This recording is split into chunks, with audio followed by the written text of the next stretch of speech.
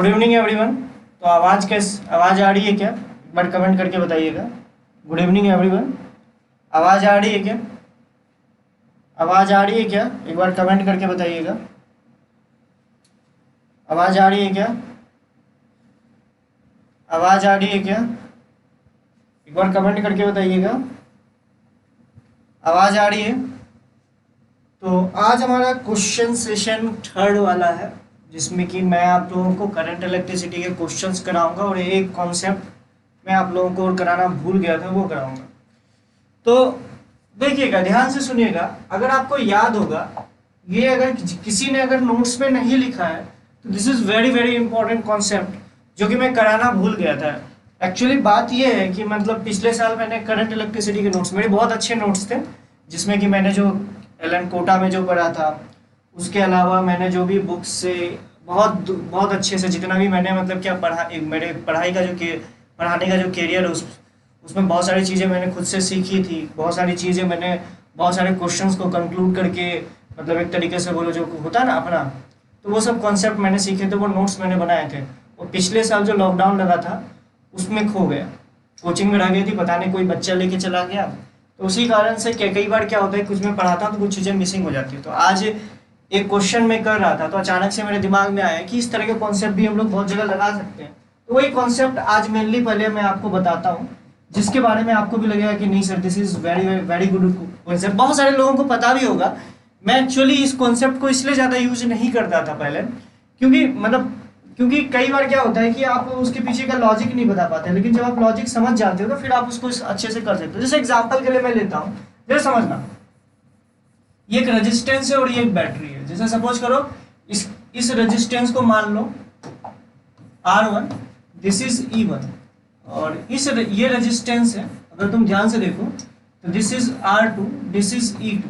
अगर मान लो कि यहाँ पे एक रेजिस्टेंस लगा दिया, तो इसको आप लोगों को पता है इसके अक्रॉस पोटेंशियल डिफरेंस कैसे निकाला जा सकता है। इसको एक तरीके से और भी कर सकते हैं, समझ रहे हो मेरी बात को? इसको हम एक और तरीके से कर सकते हैं। कैसे कर सकते हैं, ध्यान से देखो। हम लोग इसको ऐसे भी लिख सकते हैं, ध्यान से देखो। मतलब ये वाली रेजिस्टेंस को एज इट इज रहने दिया और इसको बोल दिया R इक्विवेलेंट और इसको बोल दिया E इक्विवेलेंट। अब ध्यान से देखना, E इक्विवेलेंट क्या होगा, जितने भी ब्रांचेस जिसमें कि बैटरी है उसका आप E इक्विवेलेंट आप कैसे बोल सकते हो? E इक्विवेलेंट की वैल्यू इस केस में आ जाएगी, ध्यान से देखिए, E इक्विवेलेंट की वैल्यू आ जाएगी E1/R1 plus of E2/R2 plus of अब ध्यान से देखिएगा अपॉन, अगर और भी कोई एक दो ब्रांच होती तो उस तरीके से आता, अगर उल्टा लगा होता तो माइनस आ जाता, और अपॉन हो जाएगा 1/R1 plus 1/R2। This is E equivalent.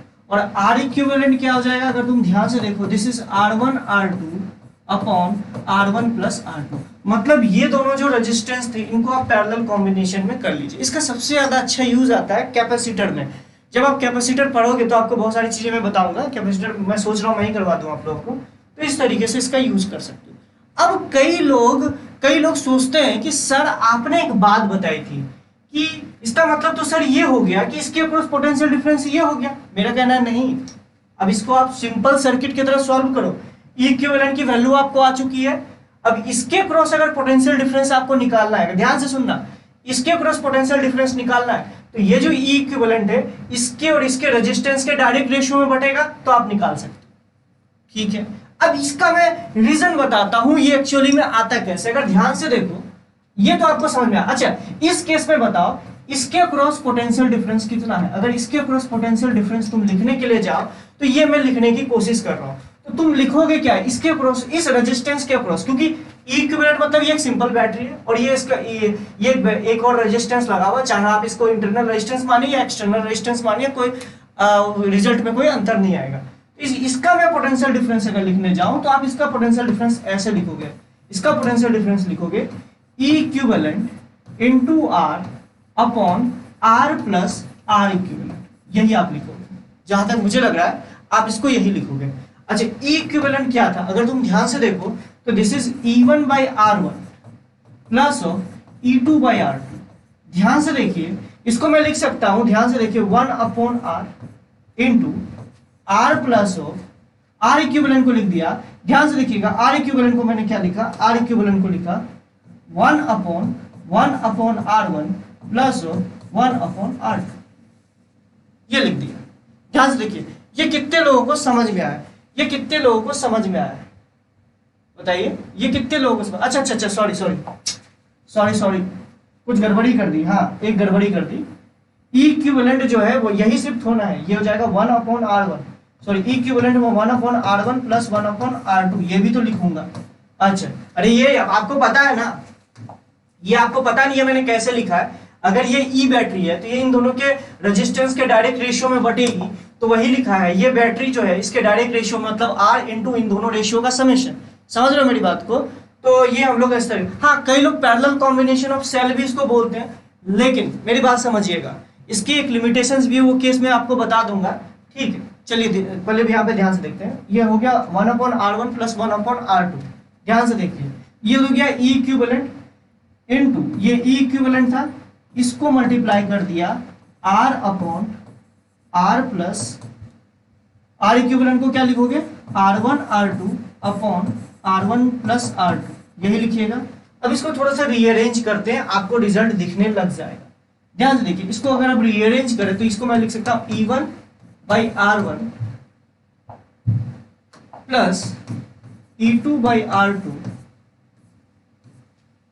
ठीक है, upon 1/R1 plus 1/R2 multiply में 1/R इनटू, ध्यान से देखिएगा, इसको मैंने लिखा है, देखिए R plus of 1/R1 plus 1/R2, ठीक है। अब इसको ध्यान से देखिए, इन दोनों को मल्टीप्लाई कर दीजिए।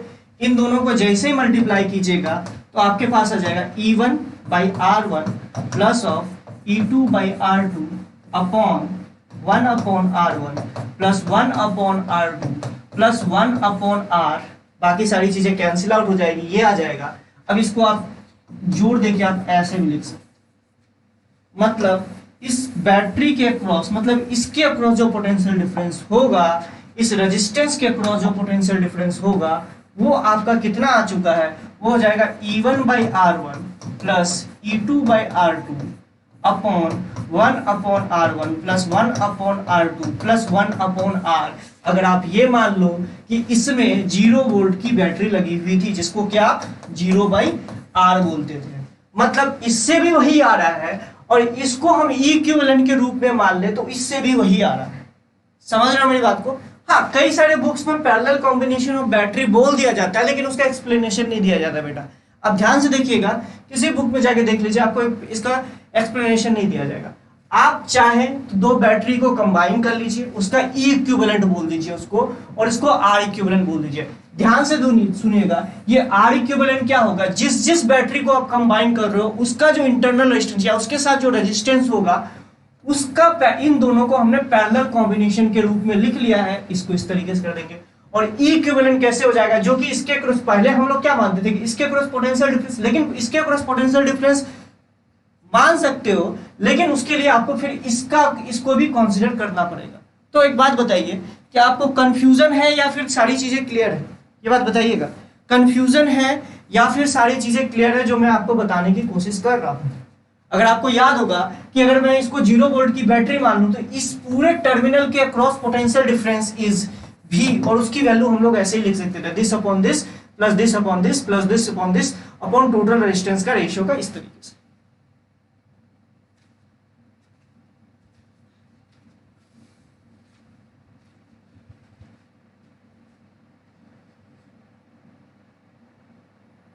हाँ, अपोजिट टर्मिनल होता, अगर ये अपोजिट होता तो माइनस कर देते।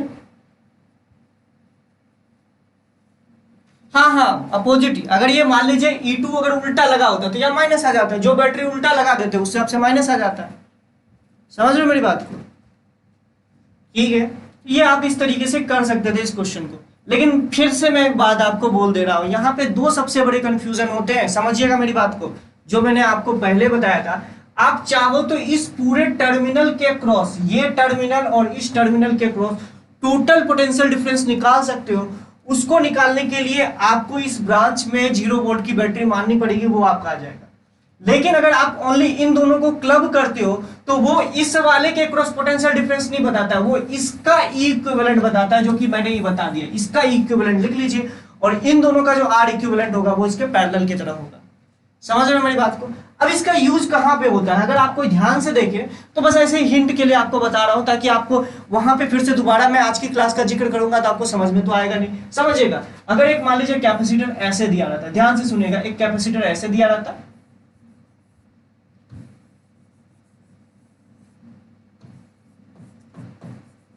मान लो ये कैपेसिटर सी है, रेजिस्टेंस आर है, ये R1, this is R1, this is R1, this is R2, this is R, suppose this is R।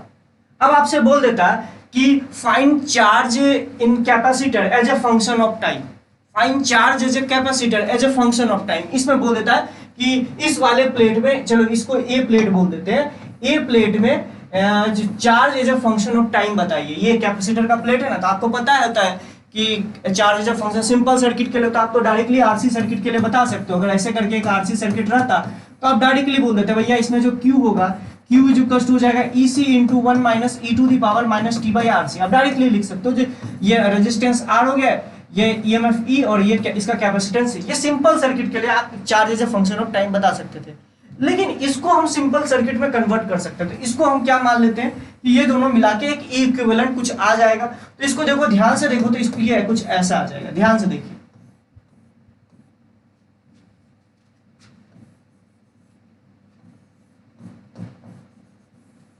तो ध्यान से देखो, ये कुछ ई इक्विवेलेंट हो जाएगा कि ये कुछ आर इक्विवेलेंट हो जाएगा और ये आर हो जाएगा और ये सी हो जाएगा। तो इन दोनों को जोड़ के भी अगर तुम ध्यान से देखो तो इसको ऐसे लिख सकते हो, this is R equivalent plus R, this is E equivalent और दिस इज सी। अच्छा, ई इक्विवेलेंट की वैल्यू क्या आ जाएगी? ई इक्विवेलेंट की वैल्यू मुझे लगता है जहां तक, अगर ये ई है तो this is E by R1 upon 1 upon R1 plus 1 upon R2। और आर इक्विवेलेंट कितना है भैया? आर इक्विवेलेंट हो जाएगा R1 R2 upon R1 plus R2। तो ध्यान से देखिए, ये पूरा का पूरा सॉल्व हो जाएगा आपका, और इसको ज्यादा आपको दिक्कत नहीं करनी पड़ेगी। Charge as a function of time ये फिर सिंपल सर्किट में कन्वर्ट हो चुका है। तो Q इज इक्वल्स टू ई के जगह आप ई इक्विवेलेंट लिख दीजिए, और ई इक्विवेलेंट की वैल्यू आप लिख चुके हो पहले से, ई इक्विवेलेंट की वैल्यू लिख दीजिए। यहाँ पे C तो एक ही दे रखा है, C लिख दीजिए, और R के जगह R equivalent, that is R equivalent plus R, इस पूरे को लिख सकते हो। तो ध्यान से देखिए, यहाँ से आपका क्वेश्चन बहुत ज्यादा रिड्यूस हो जाता है इस तरह के टेक्निक लगा के। क्योंकि कई जो बच्चे अगर आरसी सर्किट अभी तक नहीं पढ़े तो उसके टेंशन लेने की बात नहीं है, ये चीज मैं आपको बाद में भी बताऊंगा जब आपका कैपेसिटर पढ़ाया जा रहा होगा। तो एक बात बताओ, ये चीज समझ में आएगी नहीं आई, पहले ये बताओ। मैं फिर से एक बार आपको हिंट दे रहा हूं, देखो ध्यान से सुनना। अगर आपका ध्यान से सुन लो, एक बार प्यार से मैं बता रहा हूं, मैं बस यही एग्जांपल ले रहा हूं, फिर से एक बार लास्ट बार बता रहा हूं। This is E1, this is R1, this is E2, this is R2, this is R। तो अगर आप इसके क्रॉस पोटेंशियल पूरे के क्रॉस, क्योंकि ये तीनों पैरेलल कॉम्बिनेशन में लगे हुए, तीनों के क्रॉस पोटेंशियल डिफरेंस निकालना चाहते हो तो उसको हम बोलेंगे E1 by R1 plus of E2 by R2 plus of 0 by R upon 1 upon R1 plus 1 upon R2 plus 1 upon R। ये आपका हो जाएगा। इसमें आप 0 वोल्ट की बैटरी मान लो, लेकिन अगर आप ओनली ई इक्विवेलेंट मतलब इन दोनों को इस तरीके से रूप में लिखना चाहते हो, sorry, this is E equivalent और this is R equivalent, this is R. तो ये इसके क्रॉस पोटेंशियल डिफरेंस नहीं, ये ओनली ई इक्विवेलेंट की वैल्यू जो बताएगा। E equivalent is E1 by R1 plus of E2 by R2 upon 1 upon R1 plus 1 upon R2, where R equivalent is equals to R1 R2 upon R1 plus R2। Very very important concept, याद रखिएगा। ये दोनों distinguish, दोनों अंतर है इसमें। हाँ, कई लोग जानते होंगे, मैं करवाता इसलिए नहीं था क्योंकि कई बार मेरे दिमाग से निकल जाता है। जैसे मैंने आपको रीजन बताया ना कि मेरी नोट सिक हो गई है बेटा। कई बार क्या होता है कि कुछ चैप्टर, कुछ पार्ट्स मेरे से छूट ही जाता है। तो शायद मैंने टारगेट में भी ये कॉन्सेप्ट बताना भूल गया होगा। मेरी जो मेन नोट्स है ना वो खो चुकी है। कौन बच्चा बदमाशी करके मेरे से लेके गया, पिछले साल के बैच का होगा कोई बदमाश, क्या बोल सकते। मुझे फिर से उतनी मेहनत करनी पड़ रही है, समझ रहे हो ना। फिर से बहुत सारी चीजें मैंने करंट इलेक्ट्रिसिटी मतलब एक पूरी मोटी कॉपी बना ली थी इतने सारे कॉन्सेप्ट के। चलो ठीक है, कोई बात नहीं।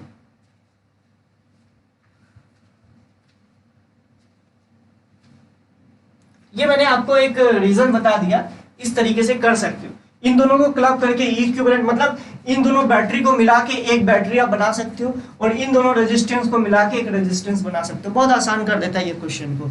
चलिए आज के क्वेश्चंस की ओर आगे बढ़ते हैं। चलो आज तो हो गया जो मुझे समझाना था, और ये यूज भी आएगा, आज ये यूज करवाने वाला भी हूँ, टेंशन मत लेना। तो चलिए पहला क्वेश्चन हम लोग देखते हैं। This is first question, this is first question. इसको सॉल्व कीजिए। आई होप आप लोगों को क्वेश्चन दिख रहा होगा। तो ये पहला क्वेश्चन है आप लोगों का, इसको सॉल्व कीजिए। कोई डाउट आए तो पूछ लेना बेटा, जल्दी से कीजिए इसको।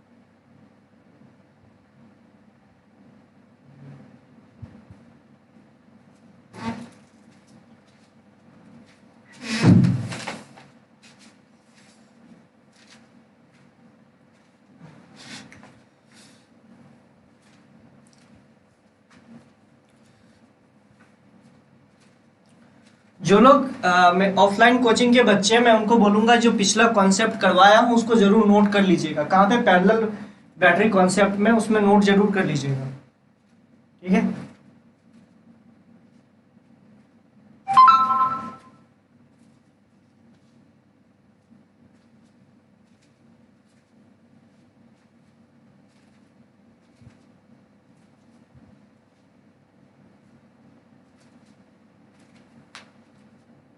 सॉल्व करो इसको एक बार।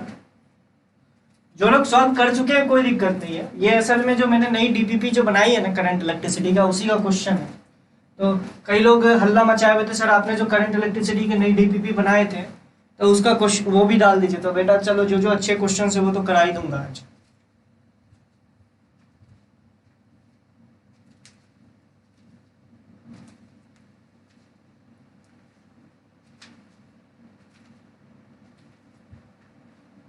ओके ये हो गया क्या?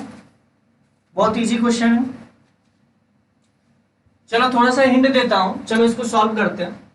क्या दे रखा है, क्या दे रखा है आपको? एक सेल है, इसका ईएमएफ भी दे रखा है, और आपको क्या दे रखा है कि यूनिफॉर्म क्रॉस सेक्शन एरिया है जिसकी कंडक्टिविटी दे रखा है सिग्मा, ई जे और फाई जो है और आई है दे रखा है। Electric field, current density, flux through the current through the shaded area. अच्छा चलिए देखते हैं। चलो इसका लेंथ L मान लेते हैं। अभी ऐसे जो मानने बोल रहा मान लेना, कोई दिक्कत नहीं है। और इसका क्रॉस सेक्शन एरिया A मान लो। इसका वोल्टेज तो V दे रखा था। तो बताइए करंट की वैल्यू कितनी हो जाएगी? अगर तुम करंट की वैल्यू बोलोगे तो ये हो जाएगा V/R। R की वैल्यू क्या लिखोगे? R की वैल्यू लिखोगे, ध्यान से देखो, R लिख सकते हो, रेजिस्टेंस जो होता है वो होता है ρL/A, या लिख सकते हो L/σ। समझ लो, सिग्मा कंडक्टिविटी दे रखा है तो 1 रेजिस्टिविटी का उल्टा। तो ध्यान से देखो, यहाँ लिखोगे L × σA। ध्यान से देखिए, तो करंट की वैल्यू ये आ चुकी है। अच्छा करंट की वैल्यू ये आ चुकी है, तो इलेक्ट्रिक फील्ड की वैल्यू कितनी हो जाएगी? अगर तुम ध्यान से देखो, इसके क्रॉस पोटेंशियल डिफरेंस जो है वो V आ जाएगा। तो ध्यान से देखिए, E की वैल्यू आ जाएगी V/L। सही बता रहा हूँ? देखिए E की वैल्यू हो जाएगी V/L। अच्छा अब यहाँ पे जो एक छोटा सा क्रॉस सेक्शन एरिया है, अच्छा ऑब्वियस सी बात है, इसका क्रॉस सेक्शन एरिया भी A हो जाएगा। अगर इस पूरे कंडक्टर के अंदर इलेक्ट्रिक फील्ड E है तो बताइए इस एरिया के थ्रू फ्लक्स कितना हो जाएगा? तो फ्लक्स की वैल्यू होती है जो इलेक्ट्रिक फील्ड इसको पास कर रहा है इनटू एरिया। तो सारे इलेक्ट्रिक फील्ड इसके परपेंडिकुलर है इनटू एरिया वेक्टर, तो दैट इज EA। तो E की वैल्यू है V/L। तो ध्यान से देखिए, मैं इसको लिख सकता हूँ E × A, E इंटू ए, तो ध्यान से देख इसको लिख सकता हूँ V बाई एल इंटू ए। अच्छा, करंट डेंसिटी क्या होता है भाई? करंट डेंसिटी को आप बोल सकते हो, करंट डेंसिटी हो जाएगा, ध्यान से देखिए, एरिया को इधर डिवाइड कर दीजिए तो मतलब करंट डेंसिटी की वैल्यू हो जाएगी V सिग्मा बाई एल। ध्यान से देखिए, V सिग्मा बाई एल। अब आपसे पूछा कुछ है, ध्यान से देखिए, आपको बोला सिग्मा बाई आई की वैल्यू बताइए, फाइव बाई आई की वैल्यू बताइए, फाइव बाई आई की वैल्यू बताइए। तो फाइव बाई आई की वैल्यू निकालोगे तो देखो फाइव क्या दे रखा है, V ए बाई एल, इसको डिवाइड कर दो, ध्यान से देखिए, V sigma A by L. ध्यान से देखो, तो यहां से L से L कैंसिल आउट, एरिया से एरिया कैंसिल आउट, V से V कैंसिल आउट, तो ध्यान से कि this is 1 upon sigma, 1 upon sigma को बोलते हैं रेजिस्टिविटी। तो देखो 1 सिग्मा अपॉन 5 की वैल्यू हो जाएगी, ध्यान से देखो 5 मतलब फ्लक्स अपॉन करंट की वैल्यू हो जाएगी रेजिस्टिविटी। तो क्या आ गया? रेजिस्टिविटी। तो देखो पहला का जो है वो रेजिस्टिविटी आ गया, रेजिस्टिविटी ऑफ, यानी P का 2 नंबर, P का 2 नंबर। ध्यान से देखो, अब तुमको इतना तो पता ही होगा, फर्स्ट लॉ अगर तुमको याद होगा, E is directly proportional to J, और यहाँ पे होता था J is equals to sigma E। तो मतलब अब आपसे पूछा क्या, करंट अपॉन J की वैल्यू, देखो ध्यान से देखो, करंट अपॉन J की वैल्यू क्या हो जाएगी? अगर तुम ध्यान से देखो, करंट अपॉन J की वैल्यू, तो करंट अपॉन J की वैल्यू जो, सॉरी, E अपॉन J की वैल्यू हो जाएगी रेजिस्टिविटी, फिर इसका 2, ध्यान से देखो, फिर इसका 2 हो जाएगा, दोनों रेजिस्टिविटी, ये भी रेजिस्टिविटी, ये भी रेजिस्टिविटी, ठीक है। उसके बाद इसकी वैल्यू कर क्या, सिग्मा आपको दे रखा है 5V से मल्टीप्लाई कर दो, आपका आंसर आ जाएगा, मतलब कुल मिला के अब इसका आंसर निकल जाएगा। तो समझ में आया? तो छोटी मोटी चीजें ज्यादा दिक्कत वाली बात नहीं करेगी, समझ में आया? ये हो गया क्या? ये हो जाएगा ना, ये निकाल चुकी हो, सिग्मा आपको पता है 5 का मल्टीप्लीकेशन कर देना इंटू V से मल्टीप्लाई कर देना, उसी तरीके से ये अपॉन ये मल्टीप्लाई कर देना। अगर तुमको दिक्कत है तो पूछ लो, नहीं तो फिर मैं ये मान के चलूंगा आपसे ये क्वेश्चन हो जाएगा। अब ये बताइए, अब इसमें मैथ का कॉलम आपसे हो जाएगा कि नहीं हो जाएगा? ऑब्वियस सी बात है कि हो जाना चाहिए, ठीक है। अरे कोई डाउट नहीं है ना? अब हो जाएगा ना भाई, अब हो जाएगा ना, PDF भेज दूंगा ग्रुप में, टेंशन मत लेना, अब हो जाएगा ना। चलो ठीक है, चलो दूसरा क्वेश्चन की ओर आगे बढ़ते हैं। मैं मान के चल रहा हूँ ये हो जाएगा, ये ऑप्शन देखो, थर्ड दोनों का थर्ड हुआ था, इसका भी थर्ड, इसका भी थर्ड। चलिए अब सेकंड क्वेश्चन की ओर मूव करते हैं। ये वाला क्वेश्चन, ये थोड़ा सा मेरे को भी तंग किया था, सच बता रहा हूँ, ईमानदारी से बता रहा हूँ, ये क्वेश्चन थोड़ा सा मुझे भी तंग किया था। किस चीज में तंग किया था? इस वाले टर्म में, मैं पहले ही हाईलाइट कर देता हूँ, इस वाले टर्म में थोड़ा सा मुझे तंग किया था, लेकिन बाद में मुझे समझ में आ गया था क्या करना है क्वेश्चन में। चलिए ठीक है, इस क्वेश्चन को एक बार ट्राई कीजिए।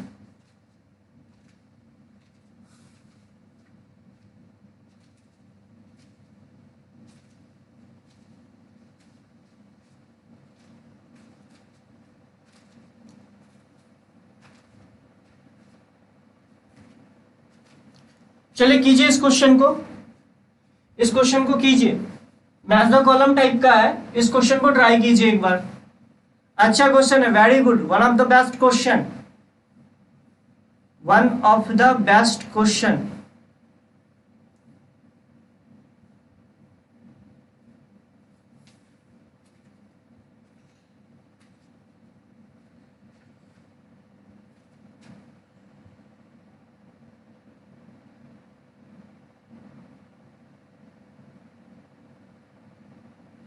बेटा जब बोला गया है, जब वो जो क्वेश्चन आपने भेजा है वो आई थिंक किसका है, इलेक्ट्रोस्टैटिक्स का है ना, तो इलेक्ट्रोस्टैटिक्स कराया जाएगा तो करा दिया जाएगा, दिक्कत का टेंशन लेने की क्या जरूरत है।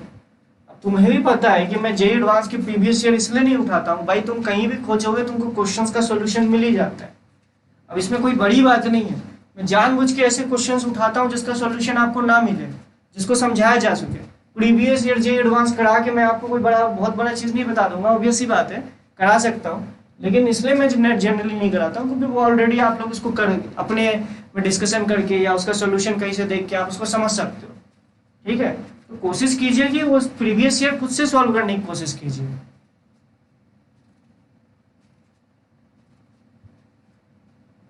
और ये सब आपके प्रीवियस ईयर क्वेश्चन थोड़ा है बेटा,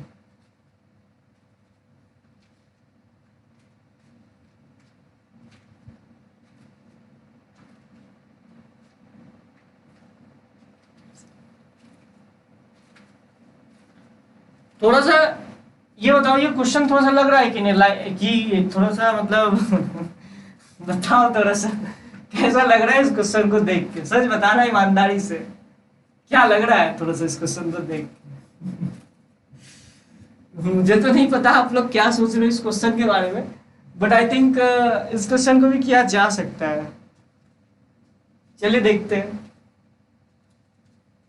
ठीक क्वेश्चन है, गुड क्वेश्चन।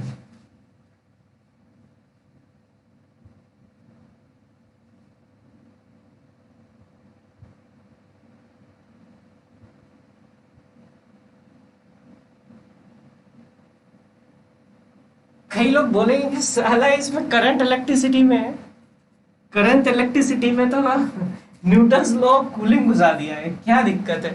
चलो पूरा सॉल्व कराऊंगा, टेंशन मत लेना, पूरा सॉल्व कराऊंगा, इस क्वेश्चन का पूरा कॉन्सेप्ट बताऊंगा।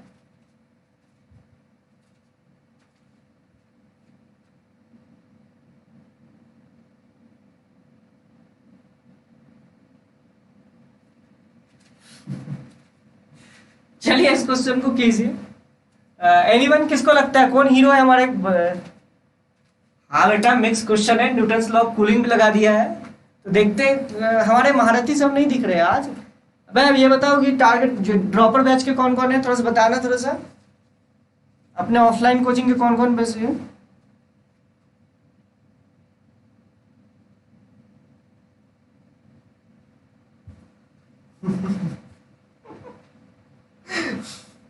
बेटा अटपटा क्वेश्चन नहीं है, ठीक क्वेश्चन है और होगा, डोंट पैनिक।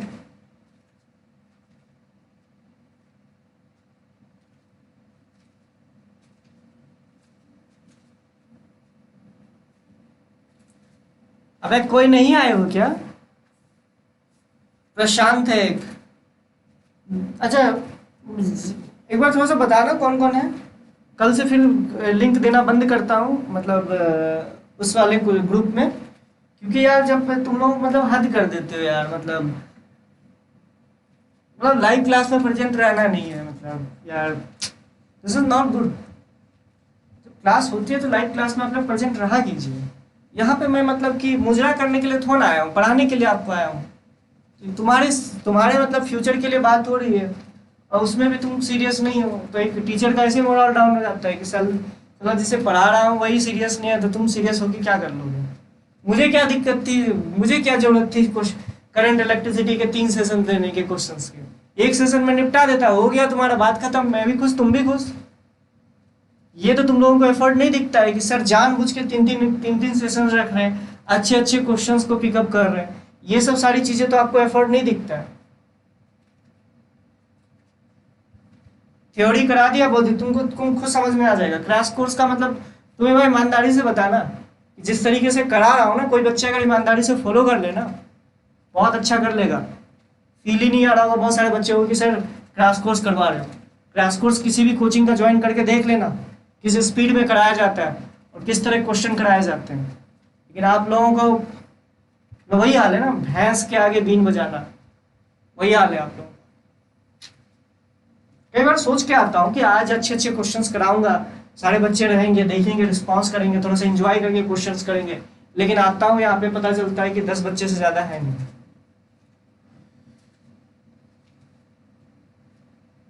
पता नहीं, चलो यार ऐसे ही मूड खराब कर चुकी हो, चलो कोई बात नहीं, चलिए देखते हैं इस क्वेश्चन को।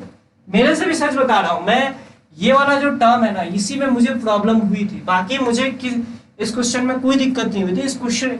इस वाले टर्म को मैंने कुछ और समझ लिया था और उसके कारण दिक्कत हो गई थी। देखो ना लिखा हुआ है ना, rate of change of resistance with temperature is, ठीक है, मैंने कुछ और इंटरप्रेट कर लिया था, इस कारण से ये गलत हो गया था। वो तो साफ साफ लिखा हुआ है कि rate of change of temperature का चेंज, रेजिस्टेंस का चेंज टेम्परेचर के साथ किस तरीके से हो रहा है वो आपको बताया गया है, हाफ ओम पर डिग्री सेल्सियस। चलिए ठीक है, चलिए अब देखते हैं। अब देखो ध्यान से देखना, अब प्यार से देखना, इसको ध्यान से देखना।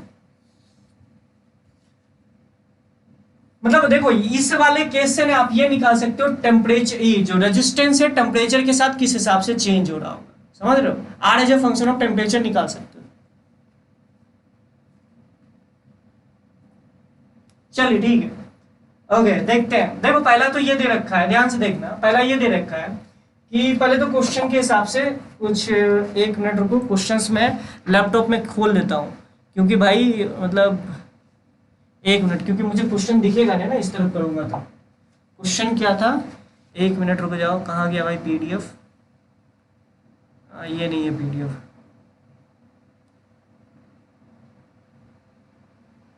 एक मिनट रुक जाना, पहला दूसरा क्वेश्चन। हाँ, in the circuit shown the resistance R is kept in a chamber whose temperature is 20 degree Celsius. अब देखो एक चैम्बर में रेजिस्टेंस रखा हुआ है, ये जो आर रेजिस्टेंस आपका रखा हुआ है एक चैम्बर पे रखा हुआ है, जहां का टेम्परेचर जो है सराउंडिंग टेम्परेचर टी सराउंडिंग आपको दे रखा है 20 डिग्री सेल्सियस, ठीक है, और दे रखा है रिमेन्स कांस्टेंट। और ये जो चैम्बर का जो टेम्परेचर है, मतलब ये सराउंडिंग का टेम्परेचर, ये कांस्टेंट रहने वाला है। मतलब पहली तो कंडीशन फुलफिल हो गई न्यूटन्स लॉ ऑफ कूलिंग की, ठीक है। उसके बाद देखिए कि आपको क्या दे रखा है, initial temperature of resistance is 50 degree temperature, मतलब टी इनिशियल जो दे रखा है 50 डिग्री सेल्सियस दे रखा है, किसका, रेजिस्टेंस का, रेजिस्टेंस का। ध्यान से देखिएगा, ये जो रेजिस्टेंस है वेरिएबल रेजिस्टेंस है उसका, ये जो कैपिटल आर रेजिस्टेंस दिया हुआ है ना उसी का आपको इनिशियल टेम्परेचर दे रखा है। उसके बाद दे रखा है एंड रेजिस्टेंस, ये जो रेजिस्टेंस की जो वैल्यू है 50 डिग्री सेल्सियस पर, या 15 डिग्री सेल्सियस, 15 ओम है। ध्यान से देखिएगा 15 ओम दे रखा है, कब, जब आपका इस ये जो रेजिस्टेंस है, ये सर्किट आपका इस तरीके से बना हुआ है, कैसे बना हुआ है, ध्यान से देखिएगा, ऐसे बना हुआ है। इसको थोड़ा सा मैं आराम से बनाता हूं, ध्यान से देखिएगा, इसको मैं थोड़ा सा अच्छे से बना रहा हूं तो आपको समझ में आएगा।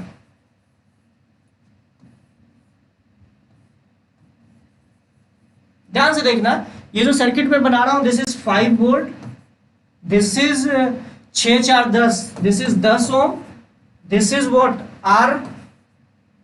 अरे तुम लोग का कोई मतलब दिक्कत नहीं आना है, पता चला कि मैं इधर क्वेश्चन खोल के देख कर आपको बता रहा हूँ। अच्छा चलिए, आपके ऐसे कोई कमेंट नहीं आ रहे हैं जिसमें कि टेंशन, मतलब कि आप ये बोलो कि आवाज़ खराब, ये वो, ठीक है, ये हो गया। अच्छा उसके बाद क्या दे रखा है, ध्यान से देखिए, 7 और 3 10, ये हो गया 10 ओम, और दिस इज व्हाट, सीरीज में जोड़ दो तो 15 volt.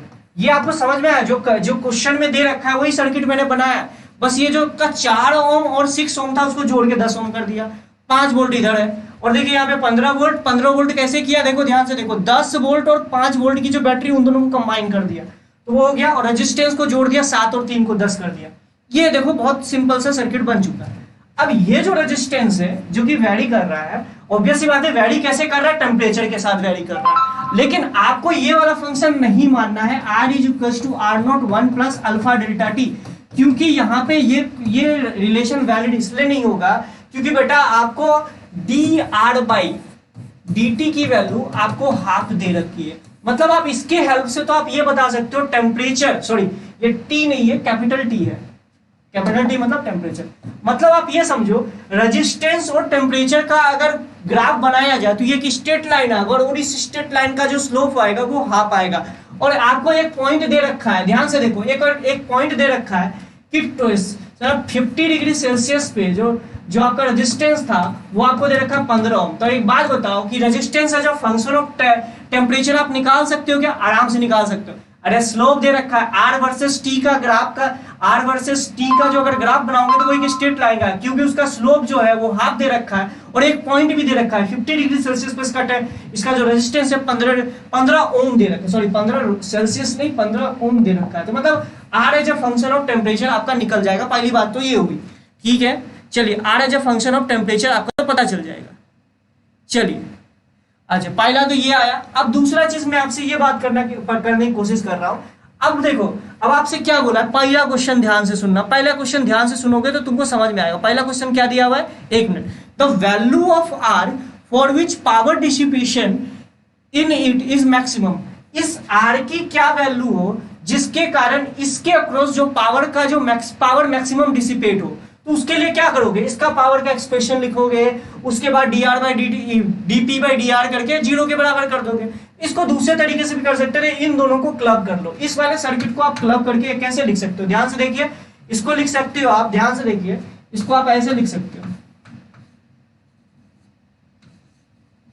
This is R equivalent. तो ध्यान से देखिए, इसका आर इक्विवेलेंट निकालोगे तो ये तो 5 ओम हो जाएगा भैया, और इसका ई इक्विवेलेंट निकालोगे कितना हो जाएगा, ये देखो ध्यान से देखो, ये ई इक्विवेलेंट इसका निकालोगे तो ये हो जाएगा 15/10 प्लस 5/10, मतलब मैं अच्छे से लिख रहा हूं, एक मिनट, इसको मैं अच्छे से सर्किट बनाऊं तो इसको ऐसे बना सकता हूं। इस सर्किट को अभी जैसे जिस मेथड से बताया था वो अगर आपको याद होगा तो मैं बोल सकता हूं इन दोनों को जोड़ के एक सर्किट बना दिया, और उसके बाद ये आपका आर जो है, ये आपका आर वेरिएबल है, और ध्यान से देखिए इस आर की वैल्यू जो होगी वो 5 ओम हो जाएगी, क्योंकि जब इन दोनों को जोड़ोगे तो 5 ओम हो जाएगा, और इसका ई इक्विवेलेंट निकालोगे तो हो जाएगा 15/10 प्लस 5/10 अपॉन 1/10 प्लस 1/10, तो ये देखिए 20/10 अपॉन 20, तो ये आपका कितना हो जाएगा, ध्यान से देखिए ये आपका ई इक्विवेलेंट आ गया। अच्छा, आप ये तो एक सिंपल सर्किट की तरह आपको दिख रहा है, सिंपल सर्किट में याद कीजिए ये अगर रेजिस्टेंस वैरी कर रहा था और इसके अक्रॉस जो पावर मैक्सिमाइज होगा वो जब एक्सटर्नल रेजिस्टेंस के बराबर हो जाए, मतलब इसकी वैल्यू जब 5 ओम होगी तभी इसके अक्रॉस जो पावर का मैक्सिमाइजेशन होगा। ये ऑलरेडी मैंने बेसिक सर्किट में आपको पावर मैक्सिमाइजेशन में मैं करवा रखा था। तो देखो इससे क्वेश्चन कितना आसान हो गया। नहीं तो आप ऐसे क्या कर सकते थे, इसका पावर का फंक्शन लिखिए, उसको डिफरेंशिएट करा के 0 के बराबर कीजिए, उससे भी आंसर सेम ही आएगा, कोई दिक्कत नहीं होगी। ठीक है, पहला क्वेश्चन तो आ गया कि आर की किस वैल्यू के लिए इसके अक्रॉस जो पावर है वो मैक्सिमाइज होगा। सिंपल सी बात है, कौन सी पावर की बात कर रहा है, इलेक्ट्रिकल पावर टू डिसिपेट हो रहा है उसकी बात कर रहा है। ठीक है, पहला क्वेश्चन तो सही हो गया भैया। देखो पी का थर्ड, चलो पी का थर्ड आ चुका है भैया, चलो ठीक है। अब देखो लास्ट वाला क्वेश्चन करते हैं, एस वाला क्वेश्चन करते हैं। देखो एस वाला क्वेश्चन इसलिए करते हैं क्योंकि क्यू और आर क्वेश्चन जो है ना ये थोड़ा सा आपको समझाऊंगा मैं, लेकिन आप आराम से कर सकते हो। अब क्यू को कैसे कर सकते हो, ध्यान से देखो, क्यू आपको क्या दे रखा है, क्यू ऑप्शन में क्या दे रखा है, ध्यान से, पी तो हम लोग कर चुके हैं, दे रखा है temperature of R when power dissipate in it, temperature of R when the power dissipate in it is maximum। देखो dr/dt दे रखा था, ध्यान से सुनना, dr/dt दे रखा था, हाँ, और एक पॉइंट दे रखा था कि R इज इक्वल्स टू 15 ओम पे टेम्परेचर जो है वो 50 डिग्री सेल्सियस। अब अच्छा एक बात बताओ, पावर जब मैक्सिमाइज हो रहा है तो R की वैल्यू है 5 ओम, ध्यान से देखिए, तो क्या आप R as a function of temperature निकाल चुके, आराम से निकाल चुके, क्योंकि आपका एक स्ट्रेट लाइन आएगा, उसमें आप R की वैल्यू को 5 पुट कर दीजिए तो आप टेम्परेचर की वैल्यू क्या होगी वो निकाल लीजिए। जब वो आप निकालिएगा तो आपको पता चलेगा T is equals to 30 degree Celsius आएगा भैया, T इज इक्वल्स टू 30। या आप ऐसे भी बोल सकते थे R final is equals to, आप इसको ऐसे भी लिख सकते हो R initial minus alpha T. ध्यान से देखिएगा, इससे भी आपका आंसर वही आएगा। R फाइनल की वैल्यू कितनी है, 5 है, सॉरी R फाइनल ऐसे ही, हाँ ऐसे भी कर सकते थे, समझ रहे हो, R final is equals to R initial minus of alpha T, ऐसे भी कर सकते थे, यानी यहां से आप निकाल सकते थे delta T, alpha delta T, यहां से भी आप निकाल सकते थे। करके देखना, यही चीज आपको दिखेगा। ये बताओ अब आएगा कि नहीं आएगा, यहां से टेम्परेचर की वैल्यू निकालोगे 30 डिग्री सेल्सियस आ जाएगा। या जो मैंने दूसरा तरीका आपको बताया है, दूसरा तरीका क्या बताया, अरे dr/dt की वैल्यू इतनी पता है, मतलब मान लेना इसको R इज कैपिटल T है भाई, टेम्परेचर के लिए लिख रहा हूँ, R is equals to, R as a function of temperature दे रखा है, R इज इक्वल्स टू लिख लेना mt प्लस सी। ध्यान से देखो R is equals to mt plus C.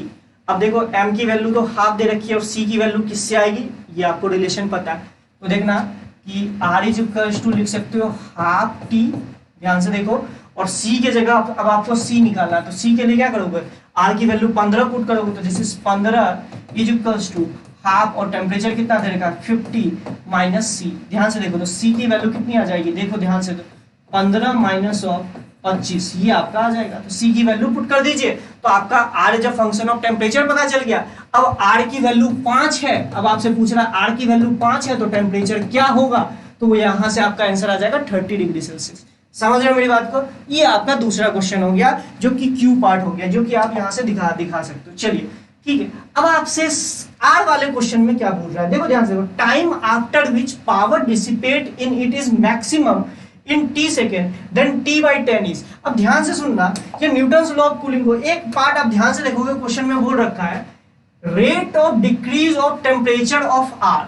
अब ध्यान से इस वर्ड को समझना, क्या बोलने की कोशिश कर रहा है, rate of decrease of temperature of R is ln 3/100 times the temperature difference from surrounding, मतलब ये बोलने की कोशिश कर रहा है, ये आपको ये बताने की कोशिश कर रहा है बेटा कि dt का रेट ऑफ कूलिंग माइनस के साथ is equals to ln 3/100 minus into कितना हो गया T of resistance minus of 20 degree. ये आपको बोल रहा है, याद कीजिए न्यूटन्स लॉ ऑफ कूलिंग यही होता था, तो इसको आप ln 3/100 इंटू TR माइनस 20 आप इस तरह, और ये TR क्या है भैया, टेम्परेचर ऑफ रेजिस्टेंस, आप इस तरीके से बोल सकते हो।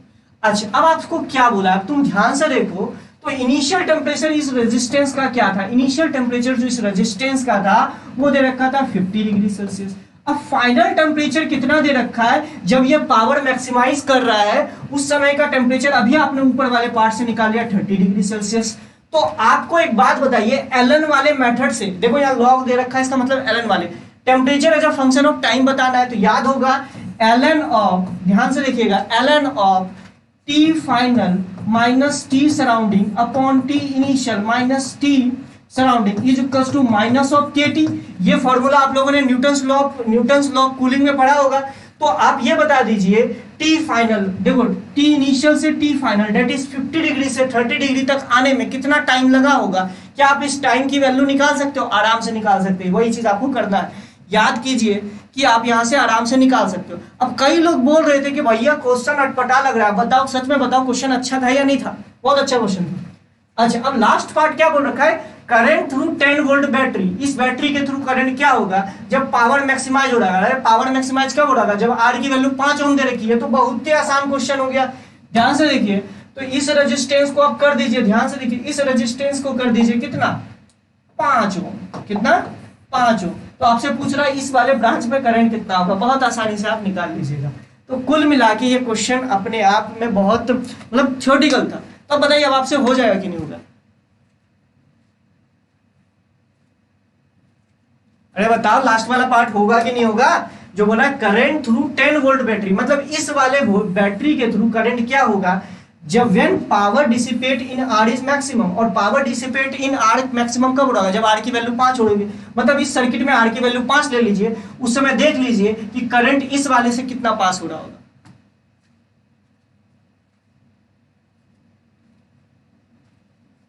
समझ में आया, अरे आना बोलो, अब क्वेश्चन बन जाएगा। अब ये बताओ, ये क्वेश्चन अब लग रहा है कि नहीं हलवा था, अब ये क्वेश्चन लग रहा था कि नहीं हलवा था, तो ये क्वेश्चन मेरे से भी थोड़ा सा दिक्कत हुआ था, समझ रहे हो, मैं बता रहा हूँ ना, मैं एक्सेप्ट करता हूँ, इस वाले टर्म के कारण मुझे दिक्कत हुई थी, मैंने इसको क्या समझ लिया था, इसको कुछ और समझ लिया था, कुछ और चीजें समझ लिया था, छोड़ो, अब मैंने क्या समझा था वो छोड़ो। चलिए अब हो जाएगा ये क्वेश्चन, अरे हो क्या जाएगा, हो चुका है, अब हो चुका है, पूछ मत लेना, थप्पड़ खाओगे। चलिए अच्छी बात है, नेक्स्ट क्वेश्चन की ओर आगे बढ़ते हैं, ये one of the best question. चलिए अब ये वाला क्वेश्चन थोड़ा सा दिमाग वाला क्वेश्चन, चलिए इस क्वेश्चन को ट्राई कीजिए।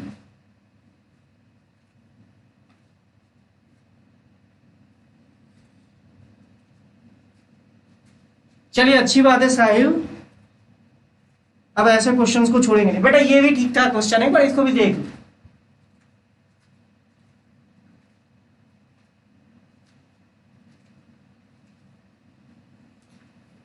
पता है मैक्सिमम बच्चे क्या करते हैं, करंट इलेक्ट्रिसिटी से लल्लू चैप्टर, हम बोले ठीक है बेटा लल्लू चैप्टर तो है ही, लेकिन क्वेश्चन अगर अच्छे बना देंगे एडवांस के लिए तो फिर तो तुम्हारे लग जाएगी लंका, समझ रहे हो ना, अब लंका बोल रहे हैं मतलब समझ रहे हो ना।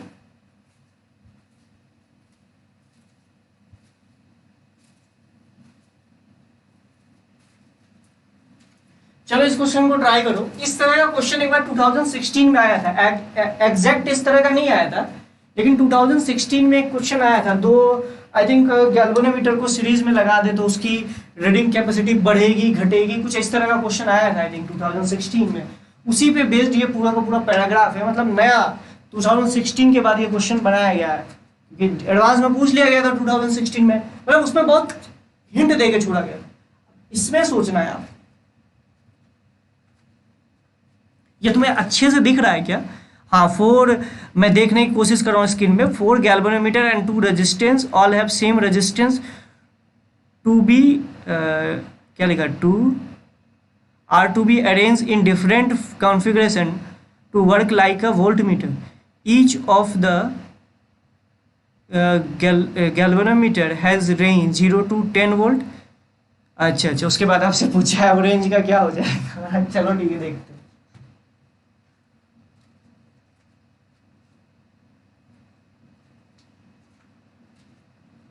चलिए कीजिए, 2016 में आया हुआ था एक इसी टाइप का क्वेश्चन, उसी के बेस्ड में ये मैथ द कॉलम है।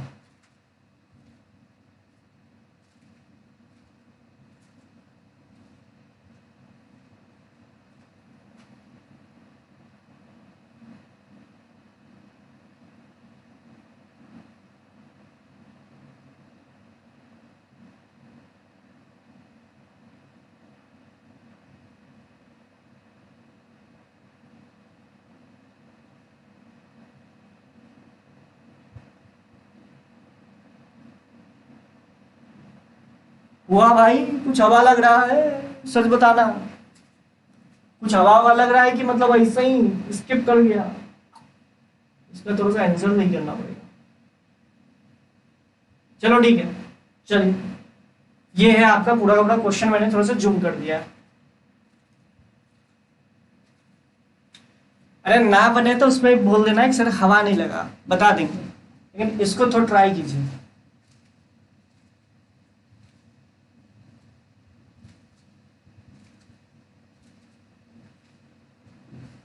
लोगों कल से नेक्स्ट लेक्चर से हम लोग टारगेट वालों में, आप देख लेना टारगेट बैच में कभी भी लिंक शेयर नहीं होगा, क्योंकि यार समझा सकता हूँ तो है ना, मतलब तुम लोग अब छोटे बच्चे तो ना कि मार के अगर काम कराया जाए।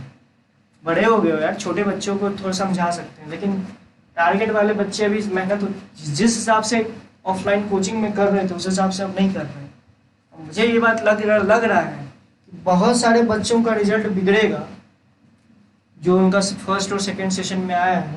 उसका बस मात्र एक रीज़न होगा कि आप लोग पढ़ाई से डेविएट हो रहे हैं। जितनी मेहनत आपने पिछले 5 से 6 महीने में की है बेटा, अगर उस मेहनत को आप कंटिन्यू करके रख लेते तो बिलीव मी आप 99 परसेंटाइल, मैक्सिमम बच्चे के 99 परसेंटाइल आ जाते। लेकिन जिस हिसाब से अब आपकी पढ़ाई चल रही है सबके परसेंटाइल घटेंगे, क्योंकि तुम लोग भी बहुत ये हो गए।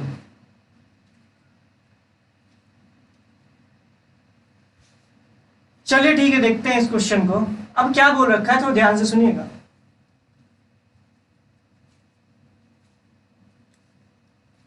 देखो अभी भी वक्त है, जो भी टारगेट बैच के ऑफलाइन जो भी बच्चे थे, मैं तो पर्सनली सबको जानता हूं, सुधर जाओ। तो बेटा परसेंटाइल गिरेंगे तुम्हारे, मेहनत नहीं कर रहे उस हिसाब से। बहुत अच्छा मौका मिला था आप लोगों को, सुधर जाइए प्लीज। नाम भी ले लेता हूँ कुछ कुछ बच्चों की जिसकी कि 96 परसेंटाइल से ऊपर थे। अब समझ जाओ किसके किसके बारे में बोल रहा हूँ। जिसके 96-7 परसेंटाइल से ऊपर थे वो लोग उतनी मेहनत अभी नहीं कर रहे हैं जितना करना चाहिए। चलिए ठीक है, देखते हैं। 4 गैल्वेनोमीटर है, 2 रेजिस्टेंस है, इनको हम लोग इस तरीके से रीअरेंज किया। पहला इस वाले केस के लिए देखते हैं। अब देखो सभी गैल्वेनोमीटर, अब उसको वोल्ट मीटर लिखना चाहिए था लेकिन चलो उसने गैल्वेनोमीटर लिख दिया, कोई दिक्कत नहीं। सभी गैल्वेनोमीटर का जो रीडिंग है वो 0 से 10 वोल्ट का है। वोल्ट मीटर लिखना चाहिए था, चलिए कोई बात नहीं। अब ध्यान से देखना, देखो अगर इसको हम लोग ध्यान से सुनना, ये क्वेश्चन में क्या बोल रहा है, इनको हम लोग अगर हम इस कॉन्फ़िगरेशन को, ये पूरा जो कॉन्फ़िगरेशन दे रखा है ना, ध्यान से समझिएगा, इसको as a volt meter use करें तो उसका रेंज क्या होगा, वो कितना रेंज कैलकुलेट कर सकता है। रेंज का मतलब क्या होता है, वोल्ट मीटर को जब भी हम यूज करते हैं पैरेलल कॉम्बिनेशन में यूज करते हैं, मतलब इसके अक्रॉस पोटेंशियल डिफरेंस क्या आना चाहिए वो। अब ध्यान से सुनना, इसको निकालने के लिए आप ऐसे बोल सकते हो कि पहला वाला वोल्ट मीटर लगा हुआ है, दूसरा वाला गैल्वेनोमीटर उसने बोल रखा है। चले मैं वोल्ट मीटर से, चले गैल्वेनोमीटर ले लेते हैं, कंफ्यूजन ना हो। पहला गैल्वेनोमीटर ले रखा है, ये गैल्वेनोमीटर, तीसरा गैल्वेनोमीटर, उसके बाद क्या है रेजिस्टेंस आर और फिर एक गैल्वेनोमीटर। अब ध्यान से समझिएगा, इस पूरे सिस्टम को ना हम किसी रेजिस्टेंस के अक्रॉस लगाने वाले हैं, जिसके या किसी ब्रांच के अक्रॉस लगाने वाले हैं जिसके across potential difference find out करना। मान लो सपोज दैट ये अपनी फुल कैपेसिटी में चल रहा है, मान लो अगर ये अपनी फुल कैपेसिटी में चल रहा है तो ये 10 वोल्ट से ज्यादा बता नहीं पाएगा, मतलब इसके अक्रॉस आएगा 10 वोल्ट, इसके अक्रॉस आएगा 10 वोल्ट और इसके अक्रॉस भी आएगा 10 वोल्ट। अच्छा एक बात बताओ, इसका मतलब तीनों में करंट सेम होगा। अब अगर करंट सेम होगा तो इसमें करंट चली गई होगी I/3 I/3 I/3। मतलब एक बात बताओ, अगर इसके अक्रॉस 10 वोल्ट आ रहा है, इसके अक्रॉस 10 वोल्ट और इसके अक्रॉस 10 वोल्ट, तो इसके अक्रॉस लॉजिकल बात है 10/3 वोल्ट आएगा। मतलब जब ये अपने मैक्सिमम कैपेसिटी में होगी। अब रेंज क्या होता है, 0 से लेकर मैक्सिमम कैपेसिटी। तो बताओ ये 10 वोल्ट दिखाएगा, ये 10 वोल्ट दिखाएगा, ये भी 10 वोल्ट दिखाएगा और ये 10/3 वोल्ट दिखाएगा। इसका क्या मतलब है?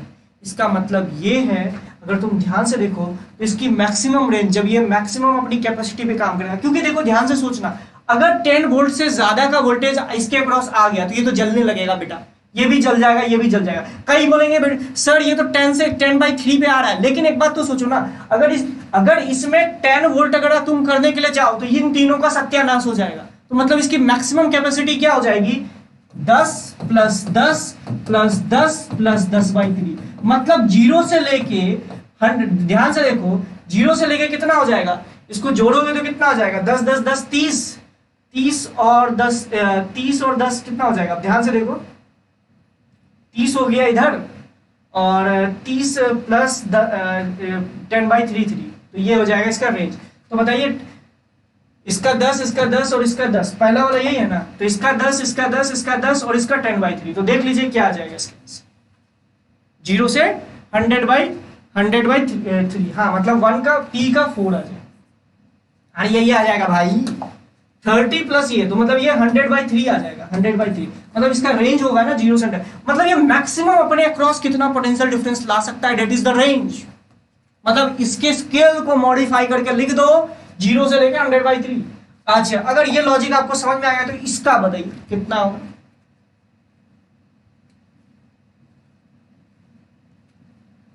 अरे खुद सोचो ना, कई लोग बोल रहे होंगे कि यार तुमने तो बोला इसे 10 10 10, इसको भी तो 10 कर दे, क्योंकि इसकी वाली जो रीडिंग है ये तो 10 तक जा रही थी। मैं बोलने की कोशिश कर रहा हूं, अब बेटा अगर तुम इसको 10 ले लोगे ना, ये तीनों का सत्यानाश हो जाएगा, और जब इन तीनों का सत्यानाश हो जाएगा तो क्या कोई मतलब ही नहीं बनाना।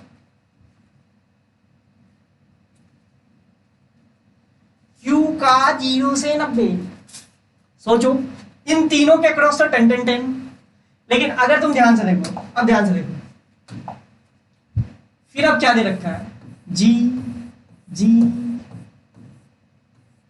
G और ये G और यहां पे रेजिस्टेंस, ये पूरा कॉम्बिनेशन असल में पैरेलली लगा होगा।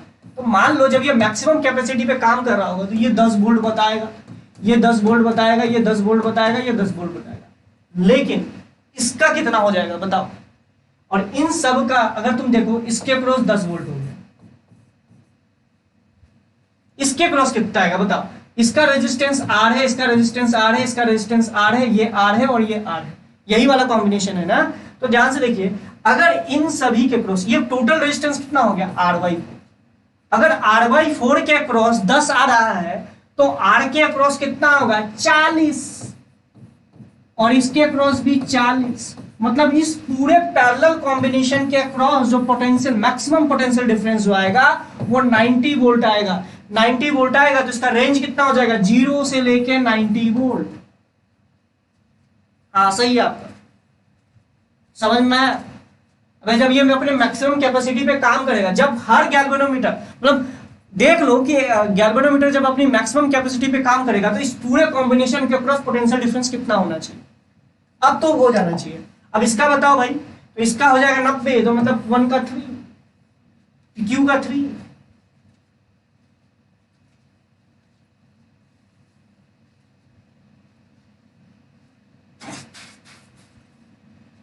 अरे ठीक है ठीक है बचुआ।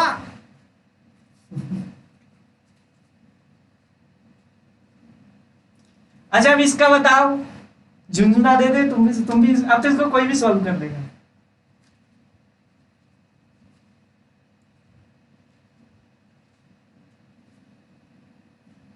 इसके क्रॉस बताओ, अब इसके क्रॉस क्या ही बताओ मैं, अगर तुम ध्यान से देखो कि अगर ये G है और इसके पैरेलल में एक G लगा दे, और इसी तरीके से ये G है, इसके पैरेलल में G लगा दे, और दो रेजिस्टेंस जो है वो सीरीज कॉम्बिनेशन में लगे हुए हैं, सीरीज में ही लगा है ना, हाँ भाई ये सीरीज, हाँ सीरीज में लगा है। इसके अक्रॉस 10, इसके अक्रॉस 10, कब? जब ये रेजिस्टेंस टोटल रेजिस्टेंस R/2 हो गया तो ये भी टोटल रेजिस्टेंस R, क्योंकि गैल्वेनोमीटर और जो ये जो रेजिस्टेंस दे रखा है ना सेम रेजिस्टेंस का दे रखा है, ये R, तो ये 10 है तो भैया ये 20 और ये 20, 40, 50, 60, तो देखो 60 आ जाएगा इसमें, तो 60 का मतलब सेकंड नंबर। और इसका कितना हो जाएगा? इसका भी 10 ही आएगा, इसका 1 आ जाएगा। कैसे 1 आ जाएगा? इन सब के क्रॉस इसका पोटेंशियल, इसका इसका 10, इसका 10, इसका 10, इसका 10, इसका भी 10।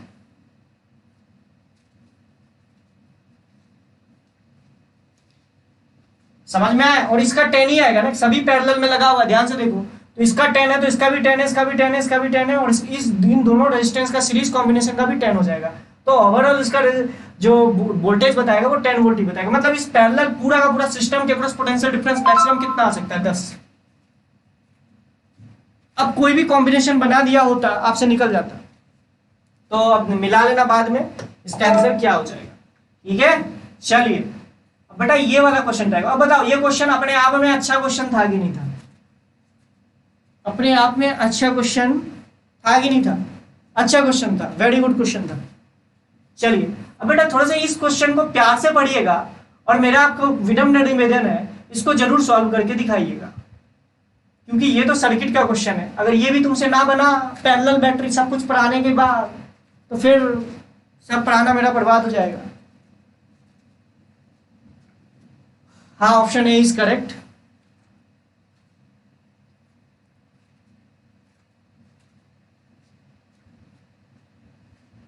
चलो इसको इसको ट्राई करो। अब इसको थोड़ा सा टाइम दे रहा हूं, जरा अच्छे से सॉल्व करो इसको। सर्किट दिख रहा है ना अच्छे से? चलिए इसमें तो आपको सब कुछ दिख रहा है, तो अब इसको ट्राई कीजिए थोड़ा सा। बहुत थक गए भाई, बचवा सब बहुत बदमाश हो तुम लोग।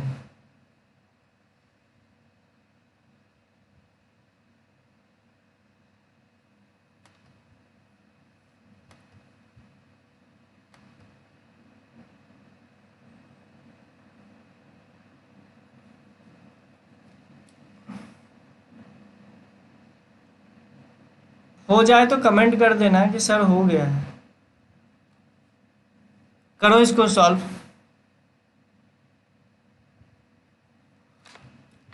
सॉल्व कीजिए इसको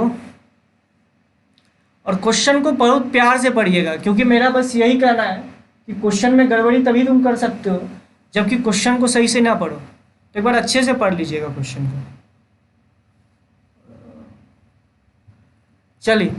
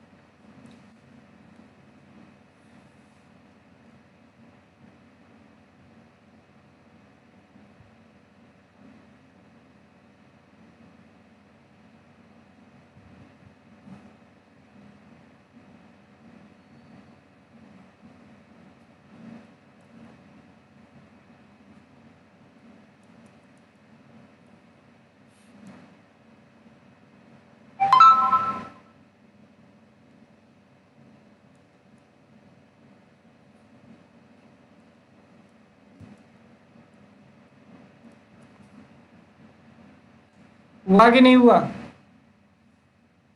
उसके आगे E1 E2 तो आप बता दिए, चलिए अच्छी बात है बेटा, बहुत अच्छा। आगे भी तो करो। करंट आई का होगा और आर की वैल्यू, कैपिटल आर की वैल्यू का होगी?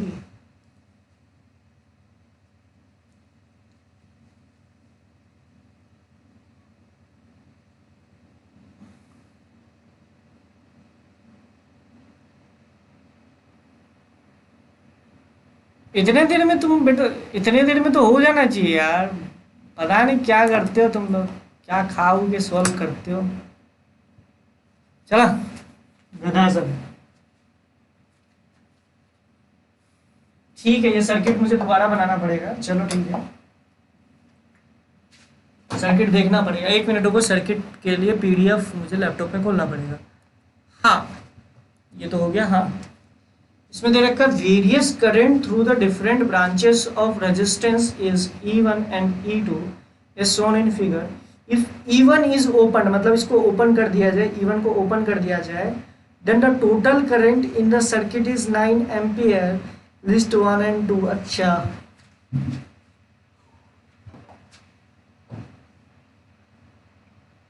चलो ठीक है, देखते हैं।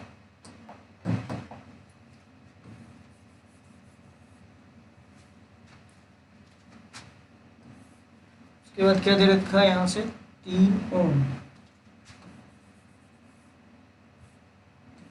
E1 का डायरेक्शन कैसे दे रखा है, इस तरफ से, और ये आपका दे रखा है ऐसे।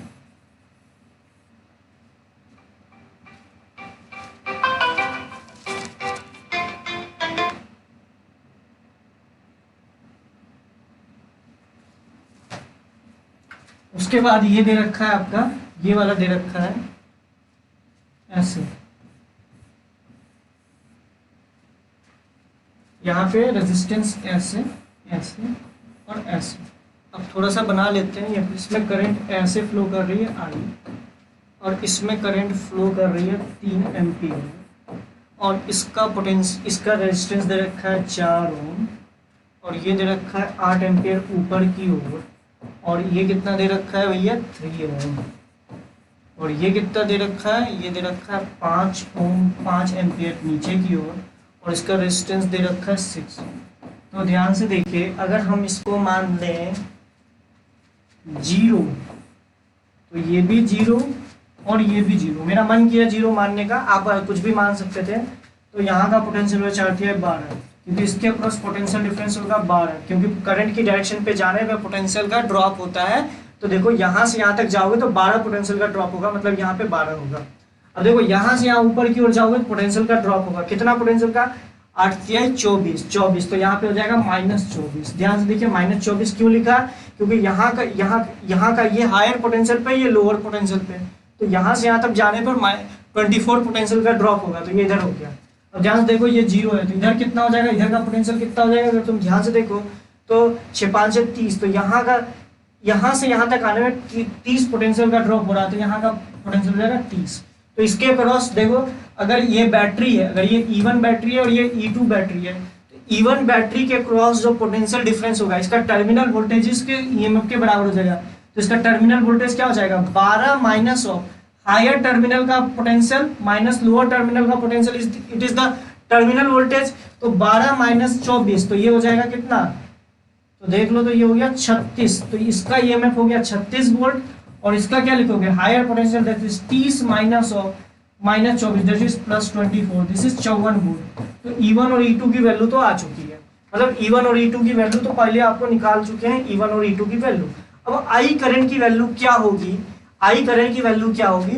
अब आपसे एक हिंट दिया गया है, ध्यान से सुनिएगा, आपको क्वेश्चन में एक हिंट दिया गया है, जब आप E1 को हटाते हो तो टोटल करंट जो है वो 9 एम्पियर हो जाता है। तो देखिए E1 को हटा के देखते हैं, E1 को जब हटाओगे ना तो इसका सर्किट कुछ ऐसा बनेगा, ध्यान से देखना। E1 को हटा रहे हैं तो सिंपल सी बात है, सभी करंट की वैल्यू डिस्टर्ब हो जाएगी।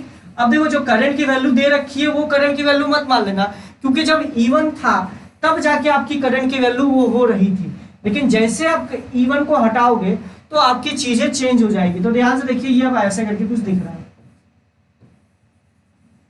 तो ध्यान से देखो।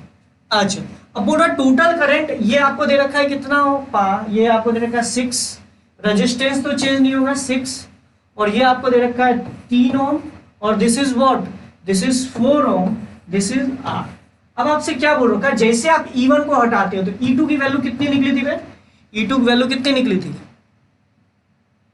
E2 की वैल्यू निकली थी, E2 की वैल्यू निकली थी 54, तो ये है आपका 54। तो देखिए अगर आपका 54 है तो ध्यान से देखो, आपको बोला टोटल करंट 9 फ्लो कर रही है, तो मतलब टोटल करंट 9 यहीं से निकल सकती है, टोटल करंट 9 यहीं से निकल सकती है क्योंकि अब एक ही बैटरी में निकला ना, तो बैटरी डिस्चार्जिंग कंडीशन में तो टोटल करंट 9 यहीं से निकल सकता है। मतलब आपको ये पता चल गया इस वाले ब्रांच के थ्रू करंट 9 जा रही है, समझ रहे हो? क्वेश्चन के हिसाब से इस वाले ब्रांच के अक्रॉस करंट 9 जा रही है। अगर 9 जा रही है तो अब तुम निकाल लो कि अगर ये 9 जा रही है तो इसके अक्रॉस टर्मिनल वोल्टेज कितना होना चाहिए था। अगर तुम ध्यान से देखो तो आई के हिसाब से लिखा जाए, तो आई के हिसाब से लिखोगे तो इसके अक्रॉस पोटेंशियल डिफरेंस कितना हो जाएगा, उस हिसाब से आप बोल सकते हो। या आप ऐसा करके कर लो कि ये 9 जो करंट जा रही है, अगर ये आपको पता चल चुका है तो इसके अक्रॉस टर्मिनल वोल्टेज कितना हो जाएगा, यहां से आपको ये पता चल जाएगा। यहां से आप या तो एक वैल्यू निकाल सकते हो, रेजिस्टेंस की वैल्यू निकाल सकते हो, आराम से निकाल सकते हो। कैसे निकाल सकते हो? इनके अक्रॉस टर्मिनल वोल्टेज क्या होगा, एक मिनट, इसके अक्रॉस टर्मिनल वोल्टेज क्या होगा। जैसे मैं यहाँ का मान लूँ, ध्यान से सुनना, यहाँ का मान लेता हूँ 0 और यहाँ का मान लेता हूँ V, ध्यान से सुनना, 0 और V मान लेता हूँ। तो ध्यान से देखो, ये वाला जो रेजिस्टेंस है, ये वाला जो सर्किट है, इसमें करंट कितना फ्लो कर रहा है, इसमें अगर तुम ध्यान से देखो, इसमें 0 और V की वैल्यू निकालने की कोशिश करो तो क्या निकलोगे, V की वैल्यू लिखोगे 54/3 प्लस ऑफ, बाकी सब कुछ ये हो जाएगा, और लिखोगे 1/3 प्लस 1/6 प्लस इसको लिखोगे 1/r+4, ये आ चुका है। अब या आप ऐसे निकाल लो या आप इस तरीके से बोल सकते हो कि इसका इक्विवेलेंट निकालना। सबसे अच्छा क्वेश्चन, सबसे अच्छा तरीका क्या होगा, सबसे अच्छा तरीका ये होगा, ध्यान से सुनना, सबसे अच्छा तरीका ये होगा, इन दोनों को सॉल्व करके, मैं क्या बोल रहा हूँ, इन दोनों को आप इक्विवेलेंट निकाल लो, इन दोनों का आप इक्विवेलेंट निकाल लो। इक्विवेलेंट निकाल लोगे तो आपको सारी चीजें दिख जाएगी। समझ रहे हो मेरी बात को? ठीक है, चलिए इसका इक्विवेलेंट निकाल लीजिएगा, इसका इक्विवेलेंट निकाल लीजिएगा तो आपको सारी चीजें दिख जाएगी। समझ रहे हो मेरी बात को? इक्विवेलेंट निकाल लोगे तो सारी चीजें दिख जाएंगी, और आपका इक्विवेलेंट निकालने के बाद आपको एक बैटरी दिख जाएगा। या आपको दोनों तरीके से कर सकते हो, इसके अक्रॉस पोटेंशियल डिफरेंस क्या है वो आपको मैंने बता दिया है। अगर इसके अक्रॉस पोटेंशियल डिफरेंस ये है तो या पोटेंशियल डिफरेंस इसको डायरेक्टली भी निकाल सकते थे यार। देखो एक मिनट, अगर इसमें करंट पता है तो ये 9 को लिख सकते हैं, ध्यान से देखो 9 को हम लोग लिख सकते हैं in the direction of current first potential minus final potential. ये ज्यादा आसान होगा, मैं बस कैलकुलेशन कम करना चाहता था। तो तरीका तो मेरे पास बहुत सारे हैं, लेकिन आप इस वाले ब्रांच में ना वो जो मैंने तरीका आपको बताया था ना वो लगा दो, वो ज्यादा आसान हो जाएगा। इस वाले ब्रांच में ना आप वो लगा दो कि इन द 9 करंट की वैल्यू क्या हो जाएगा, in the direction of current first potential that is 0 minus V plus 54/3। तो यहां से आपको V की वैल्यू आ जाएगी, मतलब ये किस पोटेंशियल पे होगा ये पता चल जाएगा, और ये पता है आपको तो इसका करंट पता चल जाएगा। 6 वोल्ट वाले 6 ओम वाले में करंट क्या हो जाएगा, अगर 6 ओम वाले में करंट की वैल्यू पता चल जाएगी तो ध्यान से देखिए इसमें भी आपको करंट पता चल जाएगी। ध्यान से देखिए इस वाले में भी करंट की वैल्यू आपको पता चल जाएगी। अगर इस वाले में करंट की वैल्यू पता चल जाएगी तो ये रेजिस्टेंस भी पता चल जाएगा। समझ रहे हो मेरी बात को? अब देखो यहां से आसानी से निकाल सकते हो, यहाँ पे आसानी से निकाल सकते हो। जो मैंने आपको तरीका बताया ना वो ज्यादा आसान है। देखो in the direction of current first potential minus final potential plus 54/3। तो यहाँ से आपका V की वैल्यू आ जाएगी। V की वैल्यू आ जाएगी तो इस वाले में करंट निकाल लो, इस वाले में करंट निकाल लोगे तो तुम्हें पता चल जाएगा इस वाले सर्किट में करंट कितना है।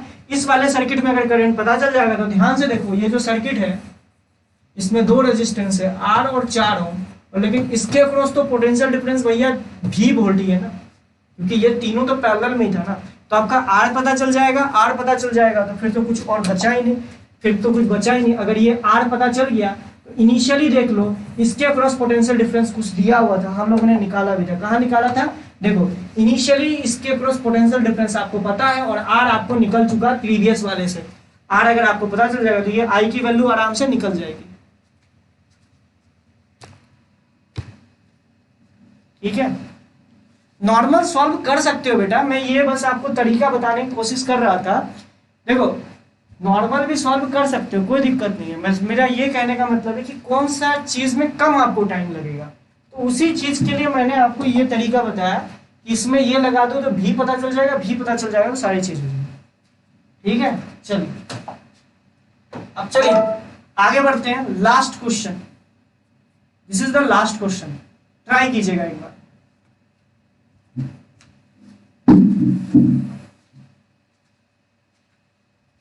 नॉर्मल सॉल्व करने से हो जाएगा बेटा, मैं समझ रहा हूं, तरीके बहुत सारे हैं, करना हमें वो चाहिए जिसमें कि टाइम कम लगे।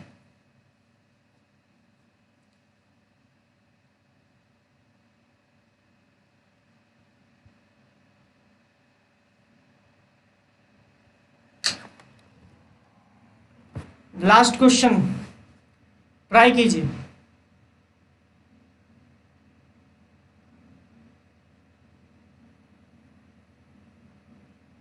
Last question, this is the last question. चलो ट्राई करो इसको एक बार, फिर देखते हैं, 2-3 मिनट ले लो, देखते हैं कितना आप लोग इसको सॉल्व कर पाते हो। R3 में जो पावर डिसिपेट हो रहा है 30 वोल्ट हो रहा है, रीडिंग तो अमीटर और वोल्ट मीटर का दे रखा है, और अमीटर और वोल्ट मीटर आइडियल है, तो आपसे सारी चीज़ें पूछी जा रही है। चलिए अच्छी बात है, बहुत अच्छा। EMF ऑफ बैटरी भी पूछा है कि, चलो ठीक है। एक चीज ध्यान दीजिएगा, वोल्ट मीटर और अमीटर दोनों आइडियल दे रखा है इस क्वेश्चन का, बस यही एक अच्छा पार्ट है जिसके कारण ये क्वेश्चंस आसानी से सॉल्व हो जाएगा।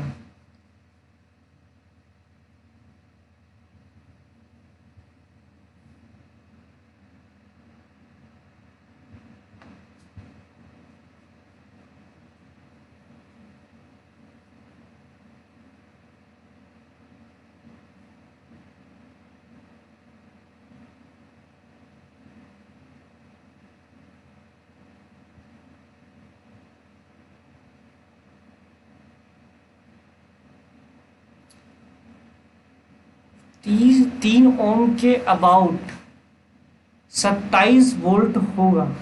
एक मिनट, तो तुम लोग करो, मैं देखता हूँ, एक बच्चे ने कुछ बोला है, मैं उस चीज को देख रहा हूँ।